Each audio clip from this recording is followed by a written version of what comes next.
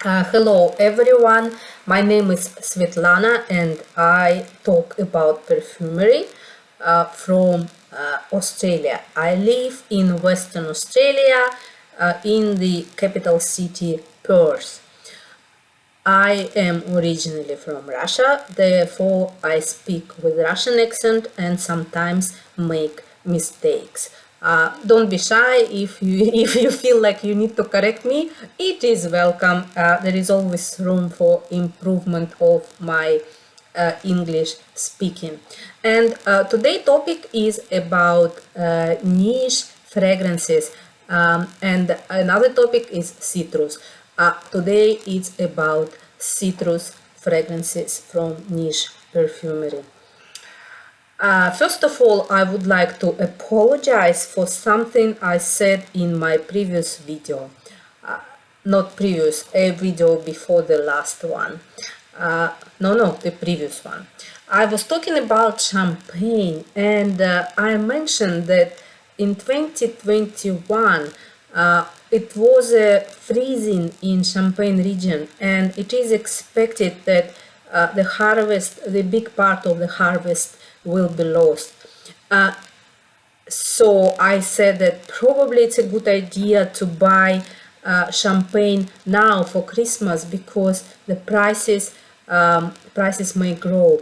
This is a huge mistake because champagne doesn't go to our table straight away and it doesn't go to the shop straight away.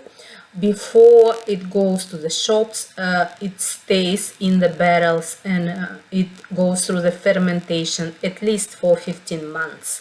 So the shortage, ideally the shortage would be felt next year only. However, it's not even simple like this because it depends whether the champagne is vintage or non-vintage. Vintage champagne is normally done from harvest which made 6 or 7 years ago or even more. So sometimes maisons champagnes they blend, not sometimes, they always blend various crops. Even for non-vintage champagnes they blend the crops. Therefore it's not linear dependence and linkage between the harvest of this year and champagne prices. It's much more complex. Of course, it's always good to buy champagne in advance because before Christmas you may not have exactly the same choices you have now. However, to buy good champagne you need to have a little bit more knowledge, what to buy, how to buy, which harvest, which mix of grapes, so which region. So it's a lot of things. It's good to be in perfumery and it's good to do reviews because eventually you do the studies of such areas not directly related to the perfumes, and I spent a week from last week to understand champagnes.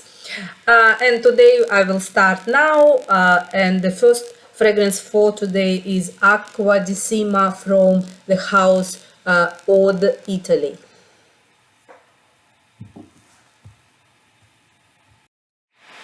This house was created by a hotel owner, very popular luxury hotel, and I got 3 fragrances from this house from another perfume lover when they were decluttering their collection, and I got 3 of them in tester bottles. I don't know the origin, so it's not even a tester, it just doesn't have a cap.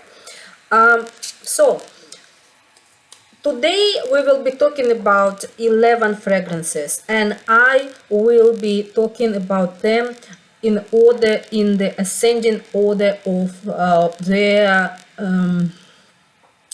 strangeness, if there is a word like this. So I will start with pretty simple, easy to wear fragrances, and I will continue with more and more complex and strange. This fragrance, it has a niche quality, there's no doubt at all. but it's very clean, it's easy to wear, and I normally use it when it's really hot because it works as an air conditioner. What is interesting about it, it's based on lemon, mint and mandarin orange notes. It also has a neroli and petit grain, vetiver and white woods. And it's very hard to say what exactly it smells. It smells citrus and green and very cold. It's like probably virgin mojito in ice. It's so cooling down, unbelievable. And there are other two fragrances I have, Magnolia Romana and Jardins du Poète. They also have the same air conditioning quality. They are so good. I really love it. However, for the like light summer perfume, they're quite expensive. I don't know whether one is ready to pay quite a high price for the bottle of this. It's interesting because bottle is like ceramic. It's not a porcelain, but it's a ceramic quality, and I really like it. So I got them very cheap. However, I'm not sure if I would be ready to pay full price, but who knows, for the good aircon you would pay a good price. Yeah, when this bottle will be over, who knows, I probably will be ready to pay, because I don't have any other fragrance colder, more cooling than this one. The next fragrance is easy as well. The name is Bigarade Concentree from House Frederic Malle, made by Jean-Claude Ellena. You remember Jean-Claude Ellena is an ex-house perfumer of Hermes house, and Frederic Malle is a very expensive brand. Yeah, everything in Frederic Malle is expensive. However, those fragrances are very robust. So, you know, if you buy Frederic Malle, it's 100% good quality. They're all very classy, but I don't find them interesting enough. Neither of them, actually. I always think that there are similar or better fragrances in a cheaper categories. This fragrance is unisex. It's pretty much a cologne. I don't really. It's slightly sweet, even though it says it's a bit orange, but probably it's from a little bit of rose here. It also has a declared hay notes and grass. Yeah, it's probably more interesting than just a cologne. However, I would say I wouldn't be ready to pay this price for the cologne, to pay the full retail price, and it's for people who, the whole brand, I think, is for people who want to smell acceptable for classy society.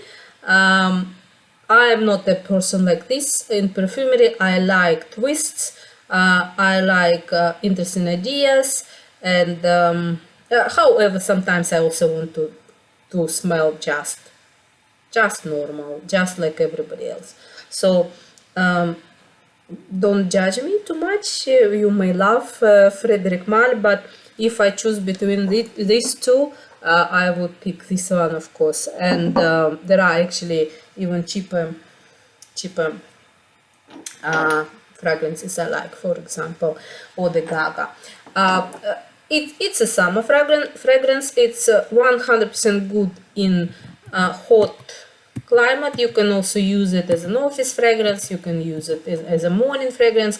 It's often compared with Eau d'Orange Vert from Hermes house, also with lighter version of Terre from Hermes, with Cologne Bigarade from Frederic Malle, and other similar perfumes. So for me, it's pretty generic cologne. a little bit greener than average cologne. Normally they are more citrusy. This is citrus with green notes, and hay makes it interesting, but I don't find it difficult. I find it pretty good. It can easily be in designer line, so any designer house could have it, and you don't feel it's a niche quality. It was created in 2002, so we will celebrate 20 years next year. Next fragrance is one of my favorite. This is a fragrance from Serge Lutens' house, Fleurs Doranger, and it is in a limited edition bottle which was issued last year in 2020, pandemic limited edition, with the line named Zelish. There was 3 fragrances, existing fragrances issued in the limited edition bottle: Fleurs Doranger, La Fille de Berlin, and I think Amber Sultan, if I'm not mistaken. So I decided to buy it in this bottle, even though it was more expensive, because I really like the presentation. It has also beautiful with the same pattern bottle and box. Original Fleur d'Oranger was issued in 2003. Author of this fragrance is Christopher Sheldrake, and this is quite interesting because it doesn't have only orange blossom note. Orange blossom is a dominating note. It of course has a citruses on the background, but it also has a jasmine and tuberose. And jasmine and tuberose, you may notice that those are not my favorite notes, but in this fragrance they're so well blended into the fleur d'orange, into the orange blossom, that I love it. It also has a notes of nutmeg and caraway, and flower of hibiscus and white rose are declared here, but I cannot feel them. So it's very, very well blended, and I like that the sweetness of the orange blossom. I'll show you much sweeter orange blossom fragrances later on. In this fragrance, orange blossom is toned down by nutmeg and caraway spices. They're so good, and it almost feels like it's salty. It's hard to explain.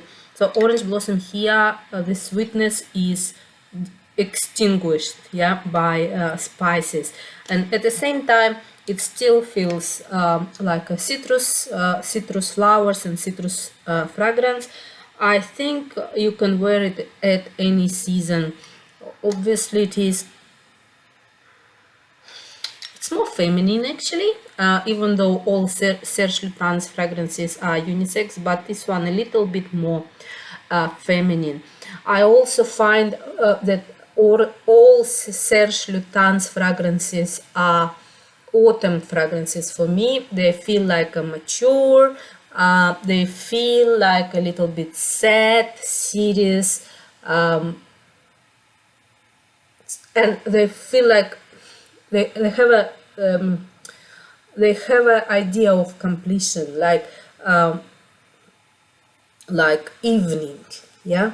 So in the spring something just starting, in the summer something is developing, in the winter everything is sleeping, but in autumn everything has finished. So Serge Lutens smells like this, and including even a fleur d'orange, because fleur d'orange is normally considered as summer and spring fragrances. Nothing can stop you in using it in summer and spring. It's really good one, and probably it's more masculine fragrance with fleur d'orange than any other fleur d'orange fragrances. So when I'm saying it's more feminine, it doesn't mean that it is feminine. It's more feminine than other Serge Lutens fragrances. So this is one of my favorite. I love it, and please try it. So I want everyone to try it and find how beautiful Christopher Sheldrake made it. And the next fragrance is from Serge Lutens' house as well. It was issued in the jar bottle, and the name of this fragrance is Mandarin. It's easy, yeah? Parfum, Lutens, Mandarin. It's almost like, has almost alcoholic quality. For me, it smells like dried mandarin skins, dried with spices, almost like with agar-agar, something like mandarin gel, but it's not sweet actually. So it's very interesting, and it was issued in 2006, not such a long time ago, and I regret that it's not available easily in the normal bottles, only in the jar bottles, which you probably have to go to France to buy in the boutique. And the idea of this fragrance is to have a mandarin skin and the nutmeg. It also has notes of just normal mandarin juice, Chinese orange, tea, amber, labdanum, tonka beans, and rose hips, but the main, it's a little bit bitter, dry, absolutely unisex, non-sweet, nutmeg, beautiful as a spice here. So probably this is one of my favorite jar bars gourmands, because I don't always like very sweet fragrances. Beautiful. This one is probably more for winter than for summer. However, it will be very beautiful in summer evening, but also, I don't know why, in the Christmas. It's a Christmas fragrance for me, because very often I associate Christmas with mandarins, with fresh mandarins, but this one even better. In terms of how strange it is, it's really not very strange. It's not dirty. It's very wearable. Obviously, if you expect a fresh mandarin, like in Mandarino di Amalfi of Tom Ford or Arancia di Capri from Acqua di Parma, it is not this type of mandarin. This is a gourmand. This is like a mandarin candy with agar-agar, but with just a little bit of sugar and spices. It's not fresh mandarin at all. It's very interesting. And the super sweet Fleur d'Orange, which I promised to show you, is in the fragrance from the house by Kilian. Yeah. You know, the house of Kilian was created by ex-owners of Hennessy Cognac. I have it in the small jar, in the small sample box. Also, my friend yesterday brought me a sample, and I forgot I have it actually, so it was a good idea to remind it. So, this is a super sweet Fleur d'Orange Neroli with vanilla, with caramel, with sugar, created in 2007 by Khalees Becker. It also has a lot of other notes. It has a bergamot, pink pepper, coriander, jasmine, honeysuckle, rose, iris, musk, civet,a and labdanum. I don't really feel all these notes. It's very well created. Actually, all Kilian fragrances are very well made. I cannot reject it. I cannot deny it. They are very well made, but for me, there is something a little bit too cozy in those fragrances. They are crowd pleasers, yeah, and they probably don't have enough this strange element for me. Even simpler designer perfumes sometimes have a little bit more challenge you, they make you thinking. By Kilian fragrances, they are pleasers. You don't always want to think, therefore just appreciate it. They are normally easy in wearing. They are not too strong. They are not killing everything around you. So they are quite interesting in the war. Yeah, and here it's a good sweetness. It's very nice. It's subtle. It's very cozy. It's like your very, very warm friend, and very warm, something fluffy as well, something so cozy. Yeah, it's really nice. I don't have the full bottles of Kilian. I like to spend more time with this house to understand. I also don't like mainstream houses, and I know this is very popular in Russia, so I probably one day will wear them, but when they will stop being a mainstream. Yeah. And the next fragrance I only got yesterday. I did a swap with my perfume friend Anna Maria. Thank you, Anna Maria. This is a fragrance from house Profumum Roma. This is Italian house, and the name of the perfume is Bachito da Ali, which translates as beating of wings. It's very hard for me to understand why it was about wings, but it is very interesting fragrance. I was wearing it yesterday, and it actually has a very strong longevity, very strong performance, and good projection. So I think I just did the same video in Russian, and this was a dominating on the tester among other fragrances. So the whole room smells more like this than anything else.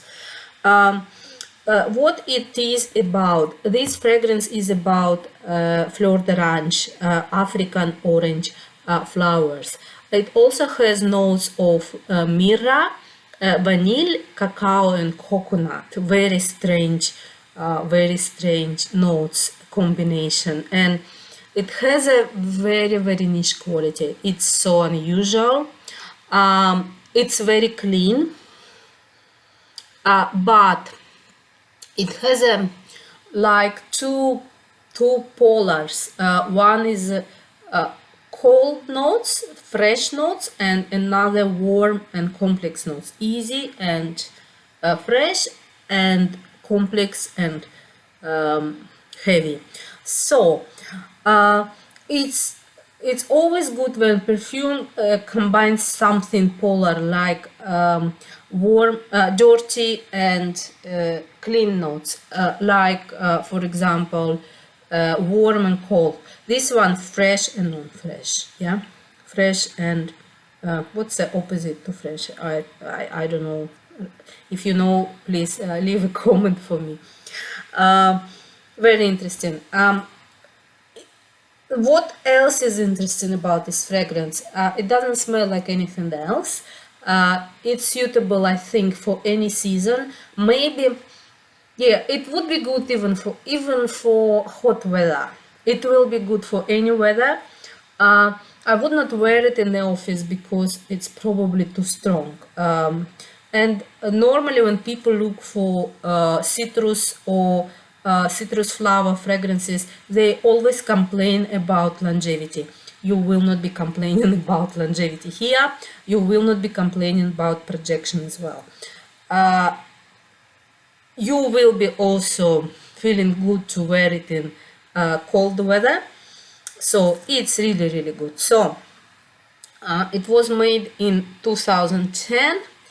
And you still can buy it here and there, but it's not normally easily available in bigger department stores. I never seen this brand anywhere where I've been in the shops. So well, it's always good to have your perfume friends, because you can try something like this. I'm very happy with this swap, Anna Maria. Thank you very much. forgot to say, it's absolutely unisex.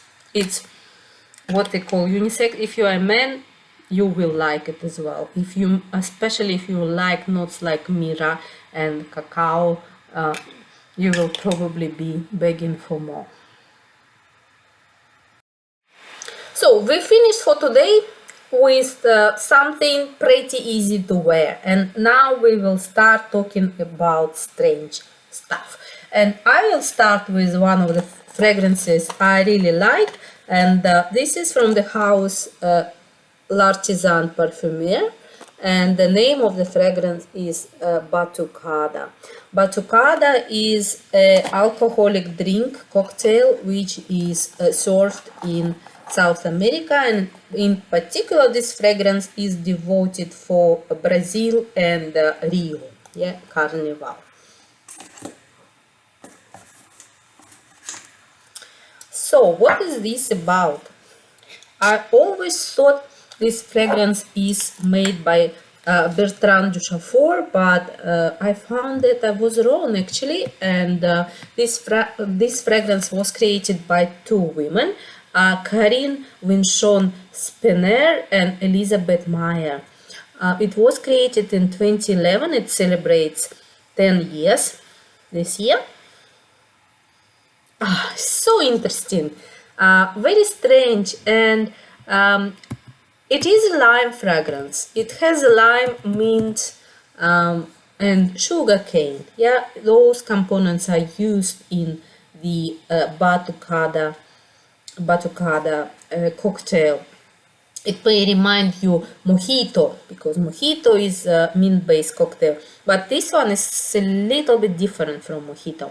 It also, this fragrance contains tiare flowers, ylang-ylang, and in the base note it has all this tropical stuff, seawater, salt, and coconut. You may now imagine how strange it should be with all these notes, but strangely enough, it smells tropical, very tropical. It smells alcoholic, and it smells warm at the same time. Maybe because of coconut and ylang, I don't know, but it smells very warm for me. This is a good polar things between cold and warm notes. It's very, very interesting. I wouldn't recommend to buy this without tasting, because you may not like it. Yeah, it's not typical cologne type. It is strange, and I would say it's more feminine than masculine.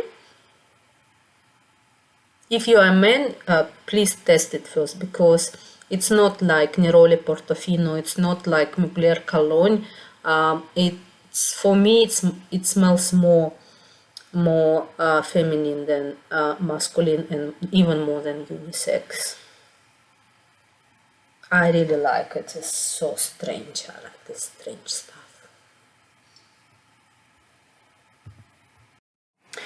The next fragrance is not technically from the niche house. It's from the selective line of Bvlgari, but the availability and the pricing of this selective line is so limited that I would consider it as a niche line.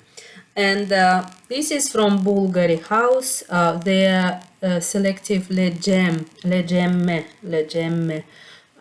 line, and the name of this fragrance is Maravilla. Maravilla is a Spanish name which means miracle. This fragrance, all Gemme collection is devoted for gems. Bvlgari is a jewelry house, and this is about citrine. So this fragrance was launched in 2014, and almost all fragrances from this Gemme line was created by perfumer Daniela Andrier. Daniela Andrier is famous by making minimalistic fragrances, and in some fragrances from this line there are only 3 notes, and Another issue, no, maybe it's an issue, maybe it's actually advantage of this line, that these fragrances are very, very polite. So they are very quiet. So even if you pour all this bottle on yourself, probably your neighbor in the restaurant, in a coffee shop, in an office will not be complaining, because the sounding is so quiet, is toned down. This particular fragrance is about lemon, orange blossom, sitting on patchouli and having jasmine and peach in the middle. It's very well blended. You cannot really feel those notes. You would just say probably not the right perfume was called a bitter peach. It is a bitter peach with a citrus on top.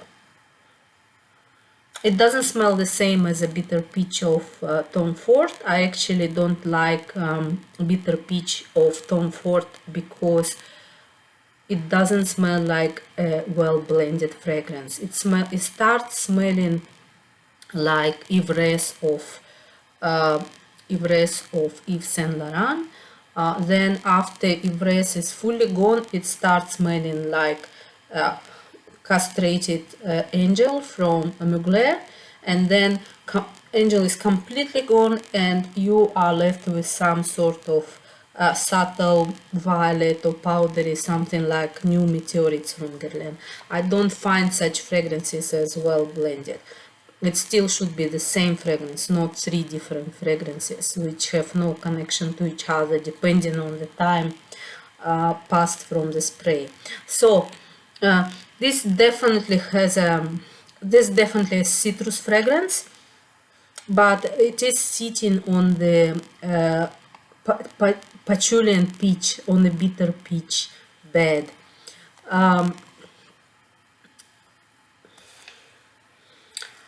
Why is it easy wearable? Yes. Is it polite? Yes. Why it is here in the list of strange fragrances? It is in the list of strange fragrances because you may find it strange. With this price tag and sounding and politeness, you might find that you wouldn't buy it. So and it doesn't smell like a typical citrus fragrance. Like if you take something like for example Mugler cologne, no, it doesn't smell like this. It doesn't smell like Elie Saab Le Parfum, which is also Neroli orange blossom fragrance. And it doesn't even smell like Love by Kilian, which I was reviewing just before. This is mandatory for testing, and this is quite a strange fragrance. Three finalists left, finalist of the strangest citrus fragrance in niche in my collection, and the bronze medal goes to Onde Sensuelle from House of L'Artisan Parfumeur, and their explosion of emotions line. And this fragrance is sold in such a beautiful velvet box. This is a box with a nice card inside, yeah, with a metal, I don't know if it's metal or not, nameplate on Sensuelle. And the fragrance comes in a beautiful bottle as well. So the whole line Explosion Emotions was issued in this type of bottle. Bertrand Duchaufour, what can you expect from Bertrand Duchaufour? It will be a niche quality. It will be something very unusual, shocking your senses, and it may be even wearable. It was issued in 2014. And it has a lot of notes. However, I would say that this is a grapefruit dominating fragrance. it doesn't have these cat pee notes because it has much worse than that. It has a ginger and juniper. And juniper smells in this fragrance like if you left your gin from 3 nights before and you smell it in the morning on the day number 3 somewhere, and it smells like a little bit off, and you squeeze the grapefruit to make it feeling fresher. This fragrance has a lot of notes. In addition to what I've just said, it has bergamot, saffron, black and white pepper, cumin, cloves, cardamom, cinnamon, jasmine, amber, natural musk, and agarwood. This sounds like a cacophony, but it's not. It's very well blended, and spices used in the right way, so they make it twisty. Yeah, and they make it very, very masculine. I think it's not a unisex fragrance. I would use it, I don't mind, but it's not typical feminine at all. It's probably more masculine than most of the designer fragrances targeting men. Of course, I wouldn't recommend next 3 fragrances to buy without testing. I wouldn't recommend it at all. We have idiots like me who do it, so listen what we say. Normally we say test everything, but some fragrances are safe to buy. For example, this one is very safe to buy. You may not like it, but it's very wearable, so nothing really will annoy you during the day. Or this one as well is very wearable, the cologne. This one, not really, so please test it before.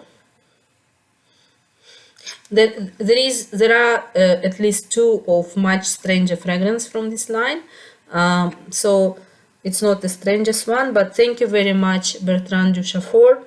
I really like it. I really like its uniqueness and unusual composition. It's true niche quality. And the silver medal fragrance I got in a swap yesterday from my friend Anna Maria. Hello Anna Maria, thank you very much. And the name of this fragrance is Perdizione, which means perdition. Almost the same word in English. Have a look how beautiful is the bottle. It's very heavy and it has a beautiful etching on in the shape of logo of this house. This is a metal name plate, very heavy metal, real metal cap. Beautiful, yeah. Has a notes written here, has a name of the house, Nobile, 1942 on the bottom. This house is from Italy, and this quite strange fragrance as well. It's obviously citrus. It was issued in 2016. The house is young. I never heard about this house before until Anna Maria showed me it yesterday in a swap. And this is interesting because for me it smells like citrus, citrus flowers, citrus and cacao, but it doesn't have a cacao note, it doesn't have any sweet note, it has vanilla. In the top notes it has a lavender, bergamot and grapefruit, very strong orange blossom and neroli in the middle. It's also has added ylang-ylang petit grain rose, and on the bottom the formal pyramid says it has a vanilla musk and cedar. It's often compared with the Love by Kilian on Fragrantica, but this is a much stranger one. When I said it's a fluffy, cozy, your female friend fragrance, this one is not. This one is a little bit, it's like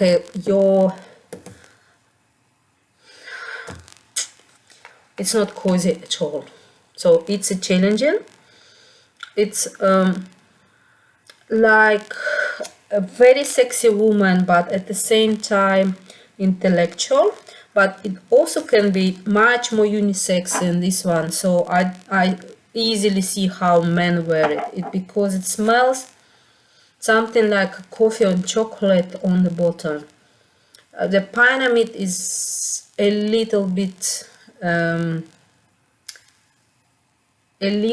different from what it really smells. So Pynamid is pretty easy, but the fragrance is not easy. It's very, very challenging. It's very intellectual. So I want to see more fragrances to test more from this house, but please don't blind buy. Try it first, yeah. Or if you crazy like me, just do it, yeah. You swap with someone later. And the Grand Prix and gold medal today goes to Cologne from Mona di Orio. It's named Absolue, and I don't know if it was meant to be a cologne. I have a old bottle with a white cap, like a muesli. We all know, I know the new word from my champagne video, like champagne, yeah, very similar. Doesn't do, it's only design, doesn't do any job.